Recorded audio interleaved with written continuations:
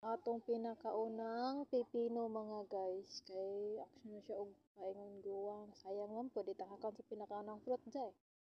So karon atong i-features na lang ato ang features atong sumusunod na mga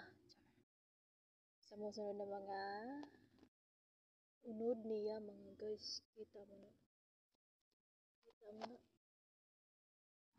Mao na po natong puhon nga paabutonon mga fruits niya.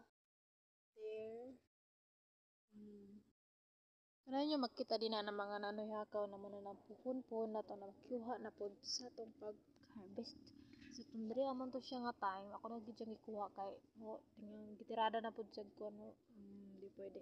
Kinalang to makakaon ana in the first niya mga guys. So karon ato na silang tarungon kay medyo atakihan siya og something nga mga species. So naman po tayo pinya din na guys pero dugay-dugay pa manggod siya kung makaunod. Muna nagkuhan pila pa naka buwan tuig pa na